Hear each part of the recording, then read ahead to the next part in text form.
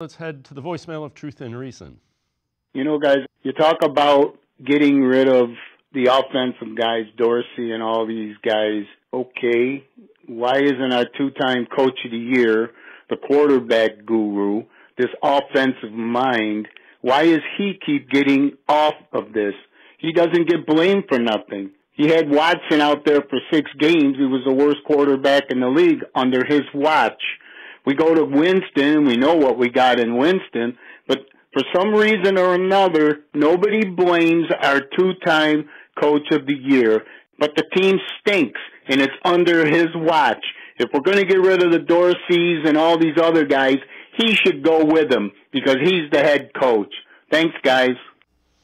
As always, appreciate all of the voicemails. Casey, at least the caller's consistent. He wanted to fire him when they were 11-5 last year as well. You answered your own question. He's the two-time coach of the year. That's why they're not going to fire him. And because there was collaboration with he and Barry and Haslam, I'm assuming, relative to the Deshaun Watson situation.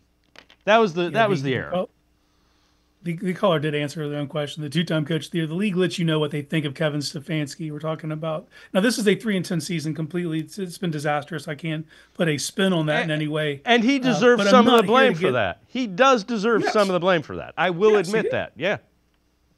But we're talking about a larger sample size here than just one game or one season. You know, when we've seen what Dorsey's brought to the table, when he was brought here to do things to get Deshaun Watson off the ground, that did not happen. And if they're going to pivot away from Deshaun and they're going to go back to what they know, it makes sense to move on from your offensive coordinator. And if you get another offensive coordinator, to be someone who would be in lockstep with Kevin Stefanski. Now, I'm not getting rid of Kevin Stefanski for this one disastrous season. You can not like him, and you could have the way he answers things in press conferences or just his general demeanor because you want a guy who's all fiery and a raw football guy because you see it work in other places. Give me the CEO type. Give me the even-killed leader. Give me the Andy Reids. Give me those type of guys. Those are the kind of guys that I want to be leading a team and I think can navigate treacherous waters, as we saw Kevin Stefanski do last year when he won his second Coach of the Year award. You know, so to me, it's about a larger sample size, and it's about who do you want to be leading this organization going forward. When you start calling for people's jobs, basically what you are saying is, I am upset and I am sad that this season went this way, and somebody needs to pay for that.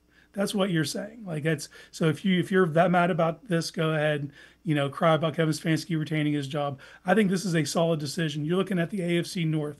Since Kevin Stefanski got here in 2020, the other 3 teams still have the same head coach. And this is a successful division.